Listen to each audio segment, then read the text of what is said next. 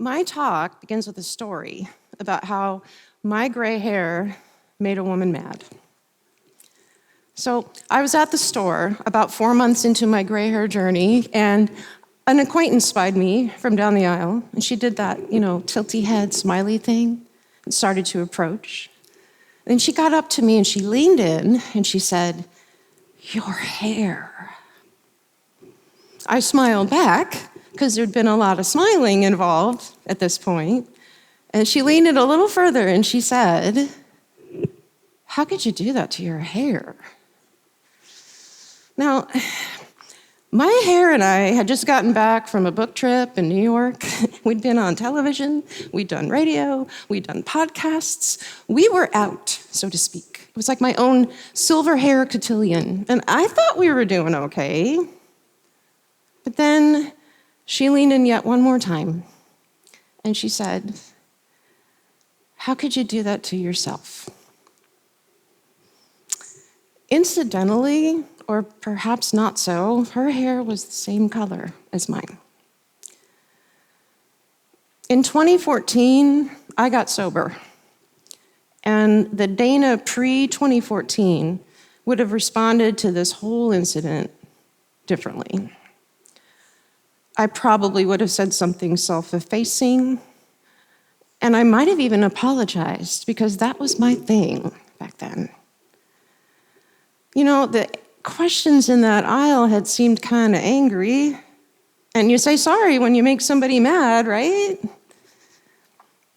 But instead, I processed, and I looked at her, and I said, "Because I like it. I think it looks nice." And I would have added, "I am the silver fox," but I think we had established that there wasn't much of a sense of humor going on in that aisle, so I let it go. And then I told her to have a nice day, despite my hair, and I left. But I couldn't stop thinking about that incident, and because of that, I started paying attention.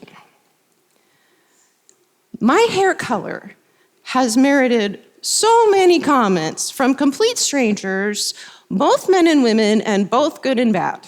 One of my favorite ones is, "How does your husband feel about the gray?" Which is funny, because no one has ever asked me how I feel about his hair, okay? I had no idea this was gonna freak so many people out, my children included. It seemed like this was a flag for something, a marker, a point of no return.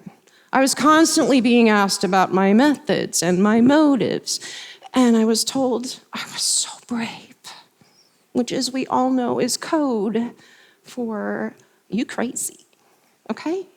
And it was so serious. It was kind of like I was the Joan of Arc of hair, okay? Total authenticity here. A large reason why this happened in the first place is because I'm cheap. I'm cheap, y'all. And so this happened because I was tired and cheap. So it was my own grassroots movement, if you will. A gray roots movement. Thank you, thank you, thank you. I will be here all TED Talk. The change of my hair color led me onto this whole new change of life. It was a stage in which I was told I could play only two roles. The role of the crone, which my children would say I had cornered since like 2012, or the role of the feeble. Oh, there's another role, but that's the role of the invisible woman, and we don't talk about her. I said no.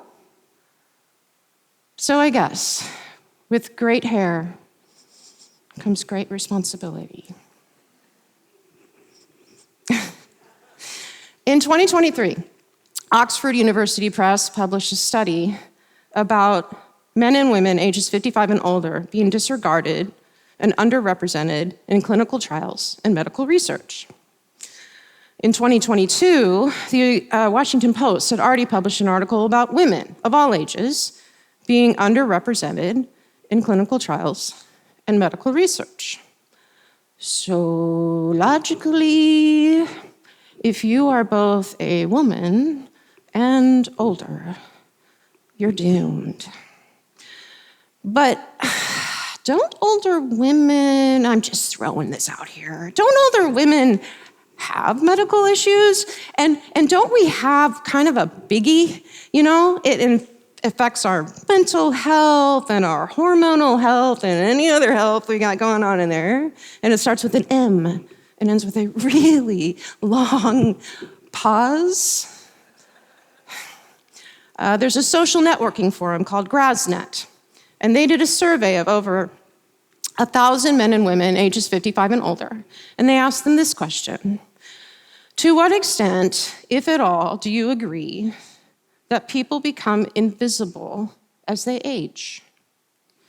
70% of the women who responded agreed, and 23% of those 70 strongly agreed. Men were about 32%. The women cited this occurring for them at around age 52. Men, 65. Here are some of the descriptors that the women used in the study, okay? I felt passed over. I felt ignored. I felt patronized, even by my loved ones. And then there was this specific and depressing phrase that happened more than once: people let doors shut in my face. The culmination of all this research from this survey led the researchers to name this phenomenon. They called it invisible women syndrome. The International Journal of Environmental Research and Public Health published a 2022 study about the implantation of medical devices, such as medical mesh, to repair hernias. The researchers in this study, 3 women, found that over 67% of failure from these devices, failures that ended up causing injury and illness and even death, was with women. But what was even more shocking is there wasn't any follow-up research on this pretty large gender gap. Women were excluded from clinical trials and medical research. The WGH in 2021, which is Women in Global Health, published a 2021 policy report about the pandemic. In it, women were stating in droves that their PPEs, their personal protective equipment, weren't working. They weren't fitting. So their gloves, their headgear, their masks, their gowns, they weren't fitting. During the chaos and the tension of a global pandemic, women needed them to work. But PPE standards had been set in the 1950s with a re-standardization in the 1970s, and anything after that had pretty much followed a shrink it and pink it mentality. The study had its own hashtag Fit for Women. I messed with it a little bit, okay? If the medical community, a community centered around the idea of a pretty solid understanding of the biological sciences, if the medical community is leaving us out of this conversation still, what does that tell us? Hashtag, I can't even? I think this is a good time in the TED Talk to show you a little more data. So I have another chart for you. I have this one. See, no. The data, the research on the lack of research, the lack of compliance, the lack of understanding, the lack of awareness. It's been out there since at least the early 2000s, if not before. That's over 20 years of information. But let's switch gears, because we need to talk about what really matters here. My looks. Okay, Allure magazine in 2017 decided to scrub the phrase anti-aging from its marketing campaigns, and other companies followed suit. It was very exciting, okay?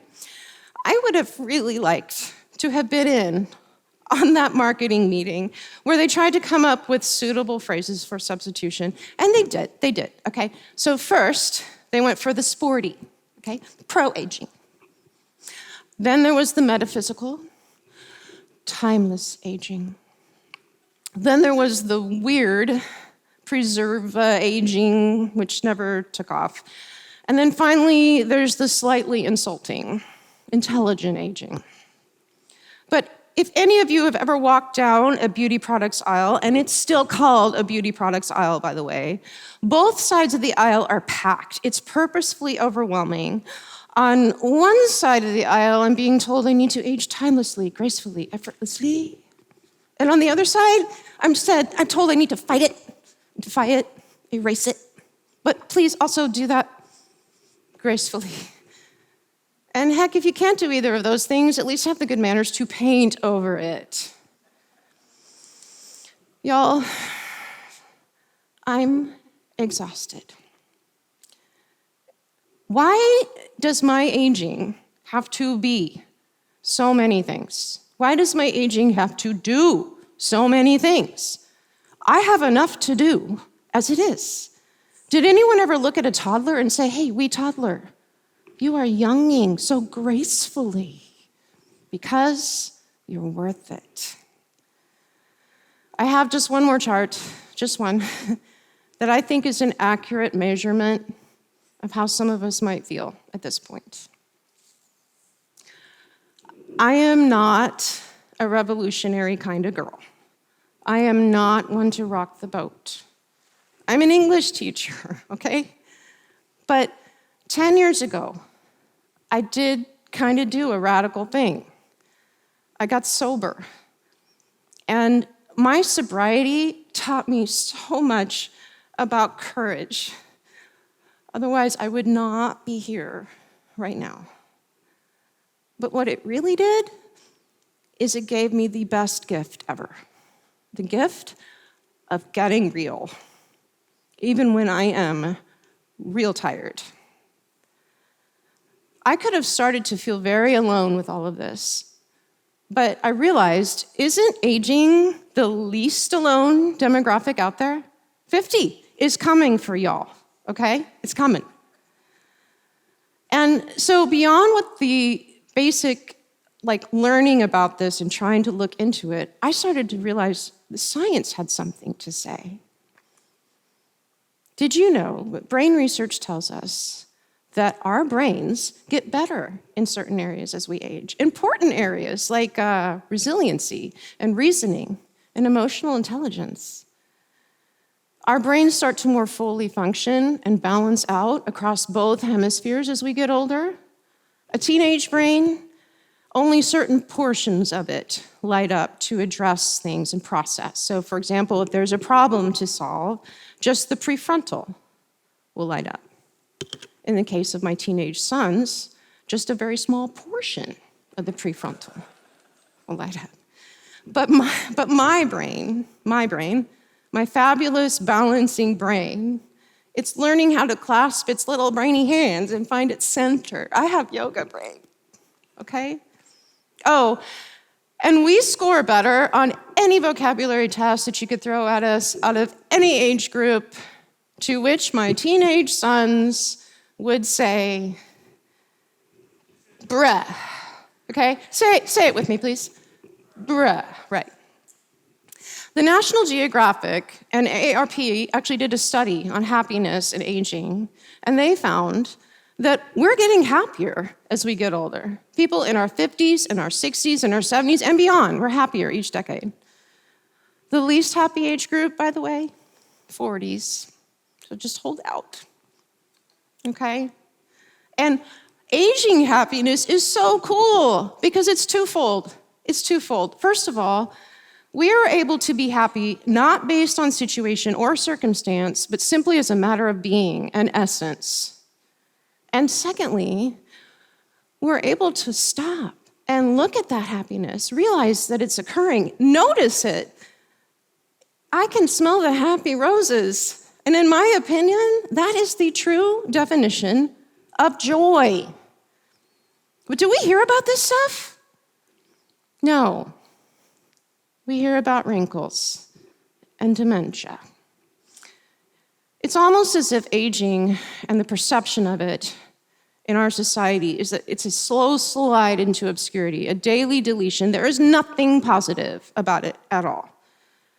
It's regarded as a disease in itself. And then you add the focus on outward appearance, especially for women. If you're gonna get older, do it pretty. And that's an additional hurdle. Beyond what science has to say here then, I asked my soul to chime in. And my soul took me right back to my recovery, as pretty much everything does in my life now. There are over 20.9 million people in recovery from addiction.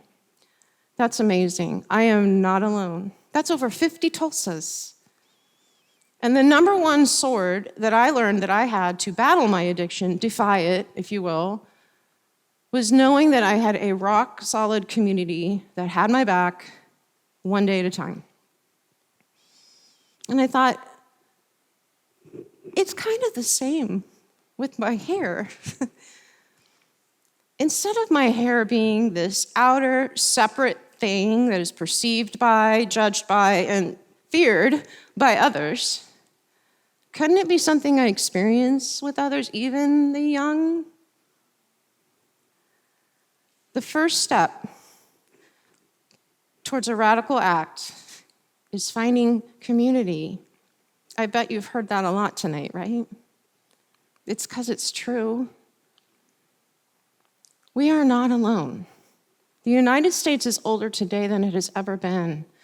But really, this is a story for all of us. This is a story that all of us will tell, and we could start telling it now.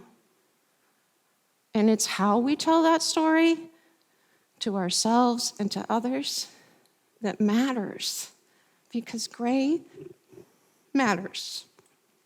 Thank you.